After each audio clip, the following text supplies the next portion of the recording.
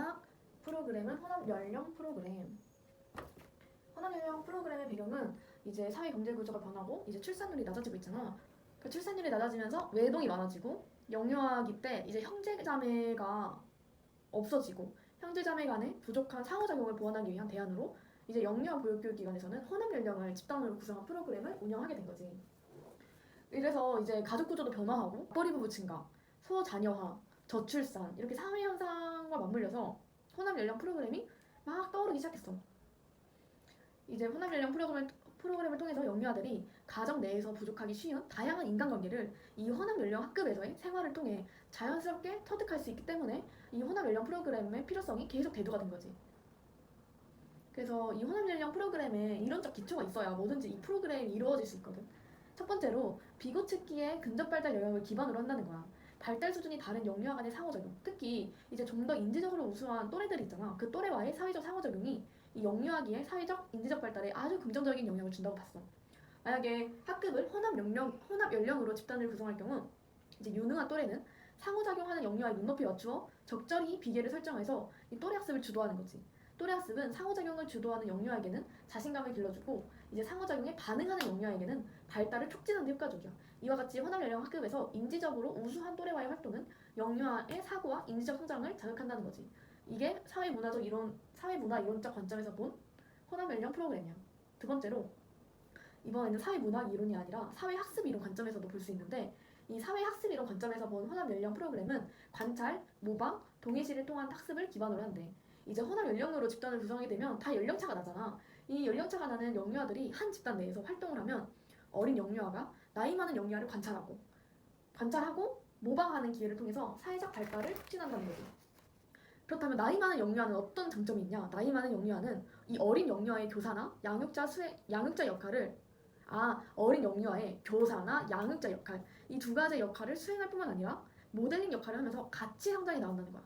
그리고 단일 연령과 혼합 연령 집단을 대상으로 영유아의 놀이를 관찰한 연구 결과들을 보면 혼합 연령 집단에서 또래 간의 긍정적 강화와 사회적 상호작용이 더 활발하대. 왜냐하면 어린 영아들이 상위 연령 유아의 행동을 활발히 모방하기 때문이야. 세 번째로 피해자의 인지발달 이론 관점에서도 볼 수 있어. 영유아가 역동적인 과정, 실험하고 성숙해지고 이런 것들을 통해 자신의 학습을 능동적으로 구성하는 존재라는 것을 기반으로 해. 인지발달 이론은 지위가 동일한 또래 간에 이제 인지적 불평형, 인지적 갈등이 생기면 우리는 평형화를 유지하기 위해 노력하잖아. 이러면서 유아의 인지가 발달한다고 본 거지. 이제 나와 타인이 서로 다른 관점을 가진 상태에서 상호작용을 할 경우 인지적 비평형, 인지적 갈등이 발생하고 이제 서로 다른 관점을 가진 유아들끼리는 능력 차이가 크지는 않잖아. 그래서 이 능력 차이가 크지 않은 유아 간의 자발적인 상호 갈등 해결이 가능하다는 거지. 그래서 이 혼합 연령 환경 자체가 이 유아들의 인지적 성장을 촉진한다고 봤어. 네 번째로 에릭슨의 심리 사회 이론 관점에서 본 혼합 연령 프로그램은 이제 유아들이 발달할수록 다양한 심리, 사회적 도전에 직면하게 된다는 것을 기반으로 해. 이 각 발달 단계별이자 에릭슨이 주장한 이 각 발달 단계별 갈등을 긍정적인 방법으로 해결하는 걸 매우 중요하게 생각해. 그래서 다 다른 연령의 또래와 발달적 갈등을 경험하고 해결하는 혼합 연령 프로그램에서의 경험을 통해 친사회적 행동이나 리더십 등 사회성이 발달하고 또래와 조력한다고 본 거지. 이제 마지막으로 브롬펜 브레너의 생태체계 이론에서도 볼 수 있어. 이제 아동과 환경의 상호관계 결과로 발달이 이루어진다고 하잖아. 생태체계 이론은. 그래서 이제 생태체계 이론적 관점에서 볼 때 혼합 연령을 구분하지 않고 집단을 구성하네. 그럼 이거는 영유아가 보육교육기관, 가정, 사회 등과 상호관계를 공공히 발달시킬 수 있는 기회구나. 이렇게 본 거지. 그래서 이제 혼합 연령 프로그램의 1차적 목표는 타인을 수용하고 다른 사람을 수용할 수 있고 그리고 또 도움을 주고받는 그런 사회적인 아동을 길러내는 데 있다라고 볼 수 있지. 언어적 측면에서만 봐도 이제 단일 연령에서는 다 비슷하기 때문에 제한된 어휘만 사용하고 경쟁적 언어 사용을 하지 않잖아. 근데 이제 혼합 연령 집단에서는 6살, 7살, 5살 다양한 혼합 연령이기 때문에 다양한 언어 수준 보이고 그리고 또래와의 상호작용하면 어휘력 향상에 기여하고 언어 습득 다양해지고 의사소통 기술이 향상된다는 장점들이 있지. 그래서 이제 혼합 연령 집단을 구성할 때 고려할 점이 있긴 해. 이제 첫 번째로 부모는 나이 어린 영유아가 위축되거나 교육 과정을 따라가기 어려울 수 있다고 생각하잖아. 우리 아이가 그 혼합 연령 집단에서 가장 어려. 그러면은 혹시나 우리 아이가 나이가 가장 어려서 위축되지는 않을까. 그리고 이 수업을 교육 과정을 따라가기 어렵지는 않을까. 이런 걱정들이 따라오고 만약에 나이 많은 유아가 있으면은 초등학교 준비에 소홀하지는 않을까. 우리 아이는 이제 초등학교에 가서 8살처럼 행동해야 되고 또 9살, 10살 누나, 언니, 형님들과 함께 생활해야 되는데 이 초등학교 준비에 소홀할 수 있지 않을까라는 걱정도 생기고 그리고 구성 비율이 적은 영유아의 교육에는 소홀할 수 있다는 편견을 가질 수도 있어. 예를 들면 7살이 5명이고 5살이 뭐 2명이야. 그러면 선생님이 7살만 신경을 쓰고 5살은 별로 신경을 쓰지 않을까. 이렇게 구성 비율이 적은 영유아의 교육에는 소홀할 수 있다는 편견을 가질 수도 있어. 그래서 교사는 부모회 등을 통해서 이런 것들을 바로 잡아야 해. 두 번째로는 프로그램 운영 시간이 영유아에게 부담이 될 수 있다는 거야. 이제 종일제를 운영하잖아. 종일제로 운영되는 혼합 연령 프로그램은 이제 연령이 어린 영유아에게는 부담이 될 수 있고 반일제를 한다고 해도 5세 유아에 비해 3세 유아의 비율이 낮으면 이 어린 유아에 대한 교육이 소홀해질 수도 있어. 그래서 이를 해결하려면 공간을 잘 재구성을 해야 돼. 공간을 교육적으로 재구성하고 전체 모든 연령의 영유아가 함께 할 수 있는 적절한 프로그램 방법을 통해 이 교사는 혼합 연령 프로그램이 지닌 단점을 극복해야 한다. 세 번째로 젖먹이 영아가 그룹에 들어올 수 있잖아. 그럼 젖먹이 영아가 그룹에 처음 들어올 때 특히 신경을 많이 써야 돼. 그리고 소수로 구성된 동일 연령 영유아를 고려한 후 교육에 임하도록 해야 된다. 이런 것들이 있지. 그래서 이제 연령에 관계없이 효과적인 프로그램을 구성한다는 게 어려운 일이지만 그렇기 때문에 교사는 더 많이 연구하고 준비를 해야 된다. 그리고 또 이제 여러 영유아들을 상대하다 보면은 이제 행동 문제가 있는 영유아에 대한 시야를 확보하기 어려워. 왜냐면 5살도 신경 써야 되고 6살은 6살에 맞게 신경 써야 되고 7살은 7살에 맞게 신경 써야 되기 때문에 이 좀 행동 문제가 있는 영유아에 대해 시야를 확보하기 어렵기 때문에 이에 대한 대책도 좀 강구를 해야 된다. 이런 고려할 점이 따라오고요. 그렇다면 혼합 연령 프로그램의 장점이 뭐냐? 그럼에도 불구하고 장점들이 너무 많다는 거야. 첫 번째로 이제 형제 자매가 없는 외동들한테 매우 좋다는 거지. 왜냐? 여러 연령층의 아동과 바람직한 사회생활 및 인간관계를 자연스럽게 터득할 수 있는 기회를 제공할 수 있고 이제 두 번째로는 이제 연령차가 있는 또래들과 생활을 할 수밖에 없잖아. 그러면서 일의 성과, 쟤보다 더 잘해야지. 얘보다 더 멋지게 해야지. 막 이런 일의 성과에 대한 스트레스가 적고 그리고 애들이 비공격적인 성향을 띠는 경향이 있대. 아무래도 경쟁 성향이 줄어들어서 일의 성과에 대한 스트레스가 적기 때문에 자연스럽게 비공격적인 성향을 띠는 경향이 있지 않나 싶고요. 뭐 세 번째로는 발달 수준이 비슷한 아동과 어쨌든 뭐 6살, 7살이라고 해도 발달 수준은 엄청 크게 차이가 나진 않아. 그래서 이제 발달 수준이 비슷한 아동과의 또래 상호작용이 가능하기 때문에 친구나 또래로부터 소외될 가능성이 단일 연령 집단에 비해 적다는 거지. 왜냐면 형들도 있고 누나들도 있고 언니들도 있고 동생들도 있기 때문에 소외될 가능성이 적다. 그리고 이제 연령차가 큰 아동과의 상호작용은 이 아동의 사회성 발달에도 영향을 주고 그리고 사회성 행동 형성 이런 거에도 긍정적인 영향을 주고 그리고 어쨌든 공동생활을 하는 거기 때문에 교사와의 돈독한 내적 결합이라는 신뢰감도 형성할 수 있고 교사는 이제 다년간의 관찰을 하기 때문에 아동의 욕구와 개성, 발달 과정에서의 개인차를 인식함으로써 올바른 교육을 이끌 수 있다. 4년간의 관찰을 한다는 거는 이제 우리가 6살에 도맡아서 하고 7살에 도맡아서 하고 이게 아니라 다 모여있기 때문에 교사가 바뀔 필요가 없지. 그리고 기본 2년은 보는 거지. 왜냐면 5살이었던 애가 6살이 되니까. 그래서 이제 다년간의 관찰을 하기 때문에 이 아동이 가진 욕구, 개성이 무엇인지, 발달 과정에서의 개인차가 무엇인지 이걸 인식해서 올바른 교육을 이끌 수 있다. 그리고 이제 나이 많은 유아의 경우 이제 아는 것을 설명할 수 있어. 그리고 배운 것을 또 가르칠 수 있어.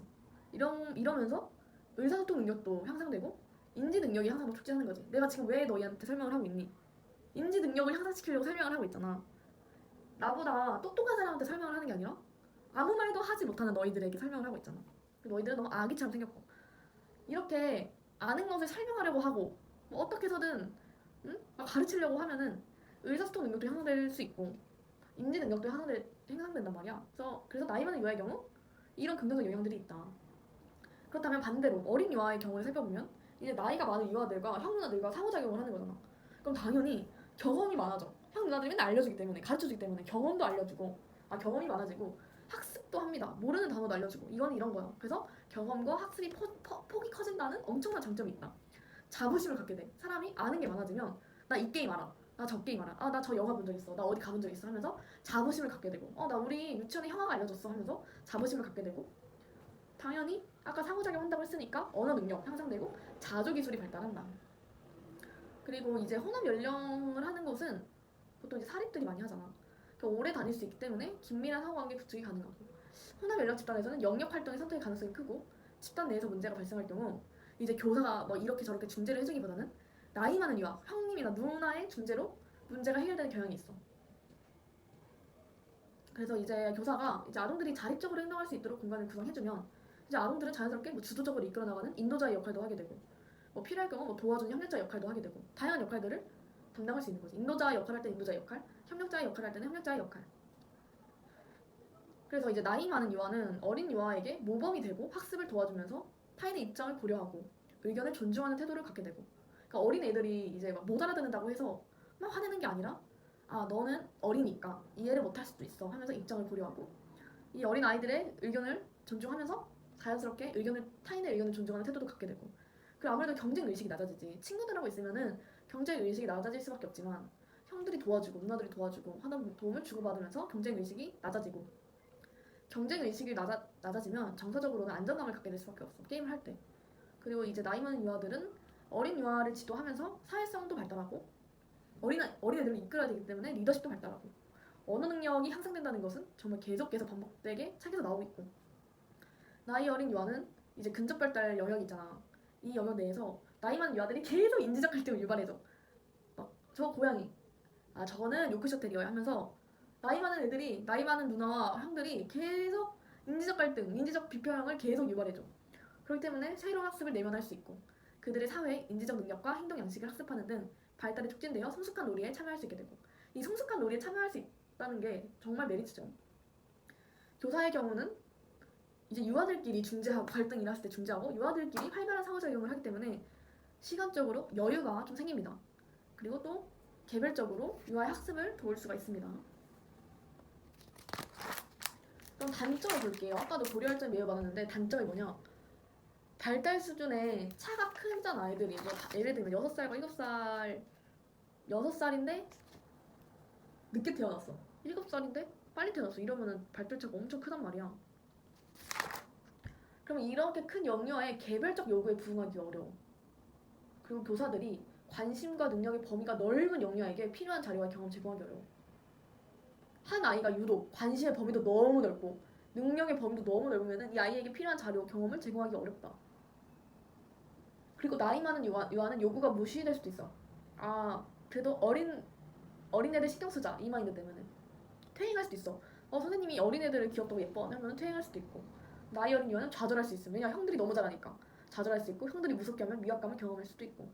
교사는 유아 간의 현저한 개인차로 인해 학습 활동을 계획하여 지도하는데 어려움을 겪지. 왜냐 아까도 앞에서 연령에 관계없이 효과적인 프로그램을 제공하려면 보다 많이 연구하고 준비해야 한다고 했잖아. 근데 이게 말이 보다 많이 연구하고 많이 준비하세요지. 얼마나 어려워.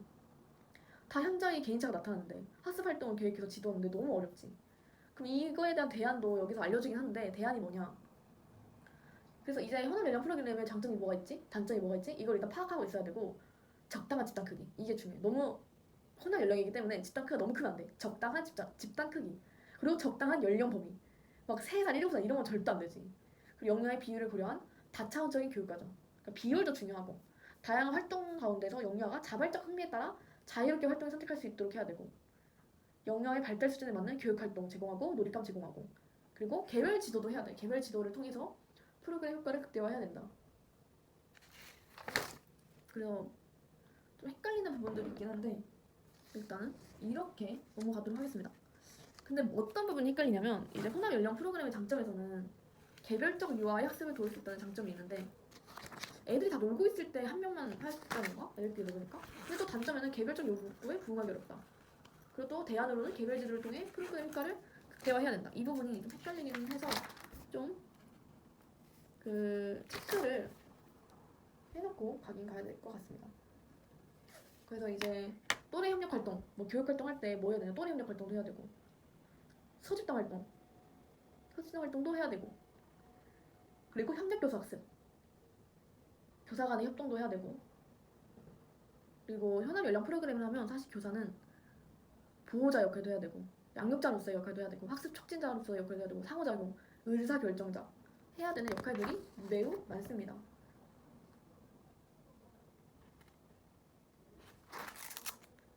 이제 혼합 연령반을 운영하는 교사가 됐을 때 교사가 유의해야 할 사항을 정리를 좀 해보자면, 첫 번째는 무엇보다 유아들의 발달적 특징을 이해를 해야 돼. 왜냐면 6세만 맡을 때는 6세의 발달적 특성을 알면 되고 뭐 다음 해 7살이 맞는다면은 7살 특성을 알면 되는데 지금 내가 맡은 반에 5세, 6세, 7세가 다 있을 수도 있으니까 유아의 발달적 특징을 다 이해해야 돼.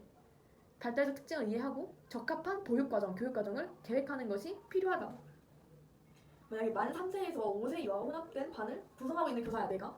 그러면은 연령별로 폭넓은 발달 특성을 정확하게 이해하고 이것들을 교육활동에 반영을 해야 된다. 두 번째로 각 영역별로 뭐 쌓기 영역, 역할놀이 영역별로 연령별 소집단 활동을 많이 제공해서 자유놀이 운영해야 돼. 대집단 활동보다 영역별 소집단 활동을 자주 활용하도록 권하는 이유는 이 연령 차에서 오는 유아들의 발달 수준과 능력, 주의 집중 시간의 차이를 극복하기 위해서야. 뭐 만약 담임 교사가 나 말고 또 있다면 2명이라면 같은 시간대 연령별로 각기 다른 장소에서 연령에 적합한 다른 활동들을 동시에 진행할 수 있으나 만약에 나밖에 없어. 그러니까 높은 확률로 나밖에 없을 거 아니야. 나 혼자야. 그러면은 대부분의 학급에서는 이거 불가능해. 이러한 경우는 그냥 영역별로 놀이가 이루어지는 자유놀이 시간을 이용해서 연령별 소집단 활동을 운영할 수 있다. 그러니까 결국은 혼합 연령이어도 이 연령별로 소집단 활동을 많이 제공을 해야 된다. 그리고 연령별 소집단 활동은 흥미 영역 중 한 영역을 이용해야 하는데 이때 활동에 참여하지 않은 다른 연령의 유아들은 이제 다른 흥미 영역에서 활동을 해야지. 뭐 역할놀이 영역에서 7살끼리 있다면 이제 다른 연령의 유아들은 다른 흥미 영역에서 활동하고 자유놀이 시간에 교사는 이제 각 흥미 영역들을 이렇게 돌아보면서 그날의 활동, 오늘 여기서는 이런 활동을 할 수 있고 여기서는 이런 활동을 할 수 있고 이제 유아 수준에 적합한 활동을 진행을 하는 거지. 만약에 이 흥미 영역별 활동이 뭐 어느 정도 이루어지면 만 5세 유아들을 별도로 모아 계획된 활동을 해당 영역에서 소집단으로 진행할 수 있어. 뭐 새노래 배우기를 하게 되면 음률 영역에서 다른 애들은 다른 데서 놀고 있고 실험은 뭐 과학 영역에서 이렇게 하는 거지. 근데 이제 이렇게 하면은 자유놀이 시간이 너무 길어지잖아. 그래서 일과 시간도 조절을 해야 된다. 세 번째로 대집단 활동을 할 때 방금 우리가 연령별 소집단을 알아봤잖아. 이번에 대집단 활동을 할 때는 만 3, 4세 이하의 주의집중 시간과 수준을 고려해야 된다고 합니다. 자유놀이 시간은 뭐 개별로 돌릴 수 있고 뭐 소집단으로도 영역별 활동할 수 있는데 하기 때문에 비교적 연령별 특성을 고려할 수 있어. 그러나 이제 대집단 활동을 할 때는 다 모이잖아. 모든 연령이 다 모이잖아. 그래서 이제 만 3세, 4세 이하의 흥미 그리고 주의집중 시간을 고려해서 적절한지 파악하고 진행을 해야 돼. 그리고 학기 초에는 이거 꿀팁입니다. 이야기 나누기 시간에 꿀팁이라기보다는 당연한 건데 동생들이 앞자리에 앉을 수 있게 해야 돼. 그리고 형과 동생이 함께 이 활동을 하기 위해 우리는 뭘 고려해야 할까? 이렇게 유아들과 함께 이야기 나누어보고 이제 규칙들이 필요하니까 필요한 규칙도 정하고. 혼합 연령반의 최대 장점이 이제 형과 동생들이 함께 생활하면서 서로에게 긍정적인 조력자가 될 수 있다는 거잖아. 아까도 말했지만 뭐 안내자 역할을 할 수 있을 때 안내자 역할, 조력자 역할을 할 수 있을 때 조력자 역할을 한다는 거잖아. 이제 형은 동생이 개념 가르쳐주고 이거는 이런 거야. 뭐 도와주고 내가 뭐 잘라줄까 하면서 형으로서의 자신감, 자부심 막 얻고 그리고 막 비교 안 하고 왜냐면 친구가 아니니까 비교할 필요가 없지. 경쟁할 필요 없지. 왜냐 얘는 나보다 어린데 얘랑 경쟁해서 뭐해. 그래서 그냥 비교 경쟁을 신경을 쓰지 않고 도와주고 배려하는 방법을 익히고 동생은 형들과 상호작용하면서 저런 게 있구나 저런 게 있구나 하면서 새로운 자극을 받고 그리고 애들이 생각보다 교사보다 그냥 형에게 쉽게 수시로 도움을 청하고 받을 수 있습니다. 그래서 이런 장점들을 바탕으로 그냥 유아가 상호작용을 최대한 활용하면 돼. 뭐 예를 들면 뭐 이야기 나누기 시간에 이것도 내가 쓰고 있는 방법인데 나도 뭐 선우가 뭐 물어보면은 하진이 오빠한테 물어봐 이렇게 하잖아. 이렇게 그 유치원에서도 만약 내가 혼합 연령반의 교사가 됐어. 그러면 이야기 나누기 시간에 동생들이 뭐 의견을 말하면 교사가 바로 대답해주는 것이 아니라 형에게 물어봐 이렇게 한다든지 대집단 활동을 할 때는 형이 보조교사 역할을 할 수 있게 한다든지 하면서 유아 간 상호작용이 활발하게 이루어질 수 있도록 하면은 더 언어 발달, 사회성 발달, 인지 발달이 촉진이 된다. 다섯 번째로 이제 교사는 일과 운영을 할 때 개별 유아의 발달 수준을 최대한 배려해야 돼. 왜냐면 이제 일과에 간식 먹는 시간, 뭐 점심, 휴식, 낮잠 이렇게 일상생활 관련 활동들이 매우 많잖아. 이러한 시간들이 연령별 발달 특성이 매우 두드러지게 나타난단 말이야. 왜냐면 나이가 어릴수록 낮잠 시간이 짧고 뭐 큰 애들은 낮잠 가기 싫어요 막 이런 식으로. 그래서 이제 교사의 섬세한 배려가 필요하다. 다양한 일과 중에서도 여기 이제 네 가지가 나오는데 배식의 양 다르지, 낮잠 시간 다르지, 화장실 사용 횟수 시간 다르지, 이 닦기 이런 실력들 연령에 따라 다르기 때문에 이런 연령별 발달 특성이 두드러지게 나타나는 부분에서는 교사의 섬세한 배려가 매우 필요하다. 그래서 이제 등원을 할 때랑 일과 계획은 혼합 연령이나 단일 연령도 다 비슷한데 이제 어린 유아들이 등원을 할 때 입구에서 부모와 헤어지잖아. 그럴 때는 막 애가 울면은 이제 높은 연령의 형 누나들이 자연스럽게 놀이를 어린 연령 애들한테 유도할 수 있게, 우리 뭐 공룡놀이 할래? 이렇게 유도할 수 있게 실시하고, 그리고 뭐 가방을 정리한다든지 신발을 넣는다든지, 그리고 애들이 어려워하는 게 이제 옷걸이 옷을 거는 건데, 그런 걸 정리할 때도 높은 연령의 유아들이 모델이 되어줄 수 있다. 이렇게 등원을 할 때도 높은 연령의 유아들이 좋은 모델이 될 수 있고, 자유놀이를 할 때도 이제 영역별 활동을 한다 했잖아. 그래서 이제 다른 유아들 간에, 수준이 다른 유아들 간에 폭넓은 상호작용이 일어나도록 해서 혼합 연령반의 장점을 최대한 살려야 돼.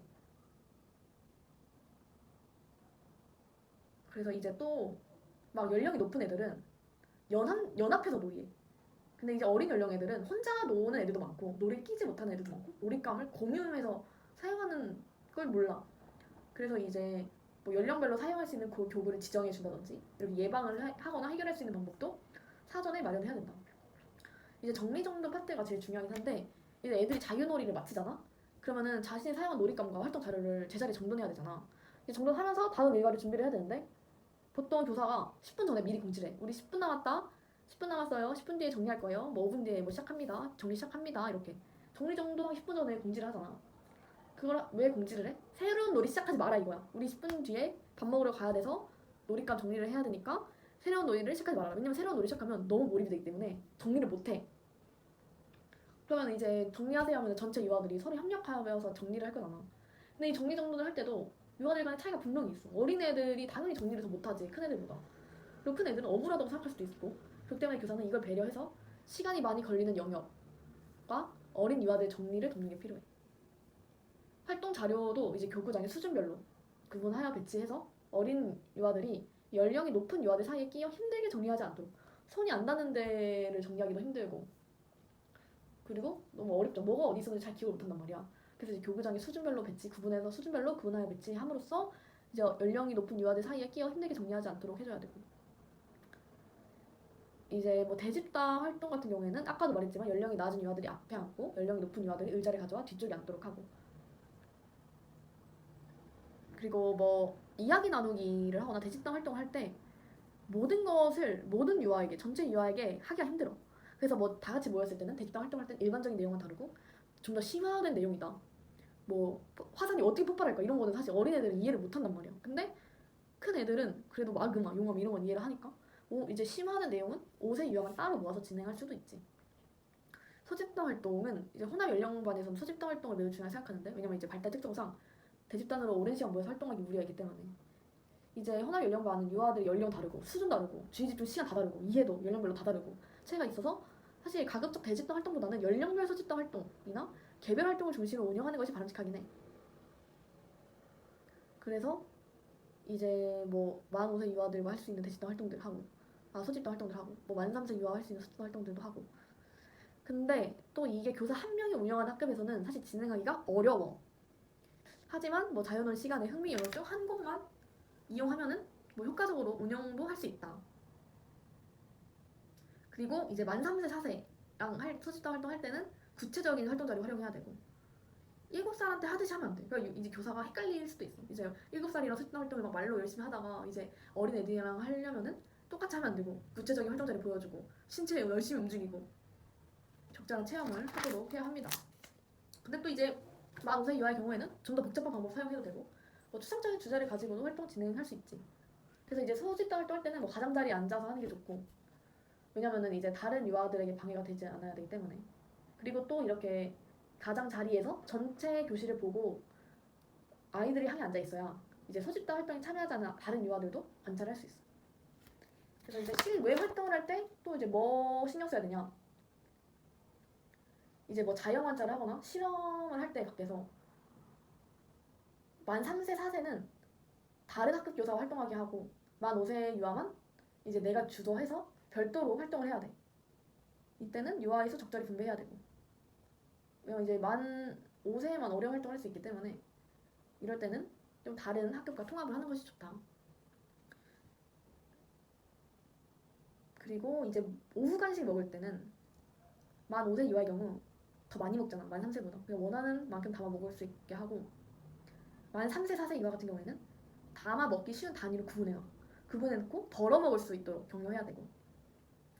그리고 이제 뭐 간식 같은 거 배식하는 유치원이라면은 만 3세 4세 이하는 소근육 발달이 충분히 이루어지지 않았기 때문에 만 3세 4세가 도우미 역할을 하기보다는 이제 도우미 역할은 만 5세가 하도록 격려해야 된다. 그래서 뭐 교사의 배식 돕는 것도 만 5세 이하가 도우미 역할을 할 수 있고. 그래서 이제 뭐 점심시간 같은 경우에도 연령이 높은 유아가 나이 어린 유아의 모델이 되겠지. 그러니까 나이 많은 연령이 높은 유아 보면서 아 저렇게 조용히 먹어야 되는구나. 입을 가리고 먹어야 되는구나. 또 자연스럽게 어린 유아의 사회적 기술을 발달시킬 수 있고.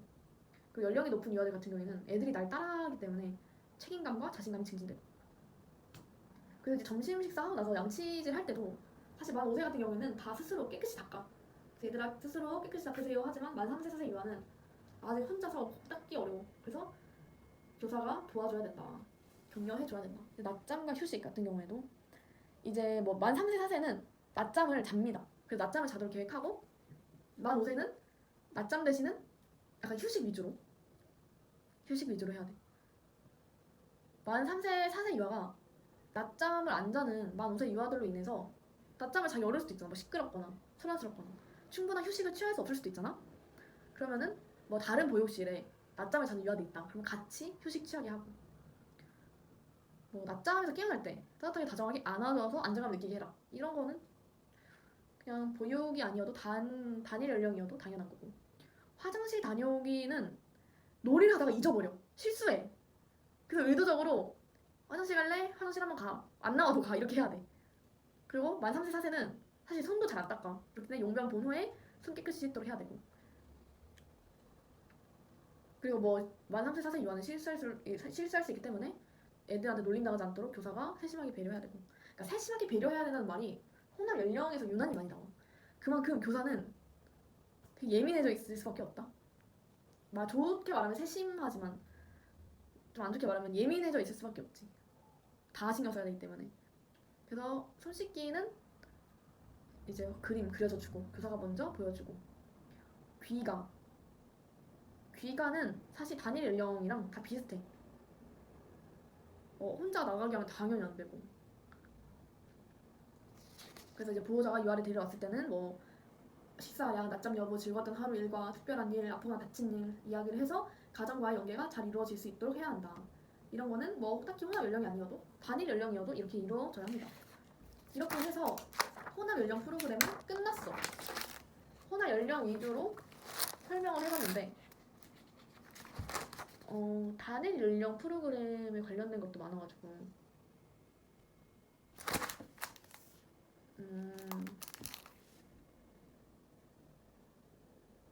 소집단 활동만 살펴볼까? 아까 혼합 연령 프로그램의 교육 활동에서 또래 협력 활동, 소집단 활동, 협력 교사학습 있다 했는데 소집단 활동이 유독 언급이 많이 되잖아. 이제 소집단 활동은 혼합 연령 프로그램에서 연령차가 나는 영유아들이 이제 한 가지 활동 동시에 하기 어렵잖아. 예를 들면은 뭐 내가 교생 때 했던 화산 폭발 실험을 해. 만 3세, 4세, 5세 하기 어렵잖아. 그거는 만 5세끼리 하는 게 더 힘들었어. 이렇게 한 가지 활동을 동시에 하기 어렵기 때문에 많이 이루어지는 활동이 소집단 활동이다. 그래서 혼합 연령 프로그램에서의 집단은 구조와 정도가 덜하고 융통적이며 영유아들이 활동하고 싶은 또래를 선택하여 뭐 집단 구성을 주도하고 형성하도록 구성할 수 있고 다른 사람과 활동 공유를 통해 동료 간의 상호작용 기술과 지도력 등 영유아의 사회적 경험을 확장시키는 데도 기여할 수 있다. 그래서 이렇게 그래서 이 정도로 혼합 연령에 대해서 알아봤습니다. 그래서 만약에 나중에 또 하게 되면 유의점 그리고 일과 운영 이런 것들을 또 살펴보도록 하겠습니다.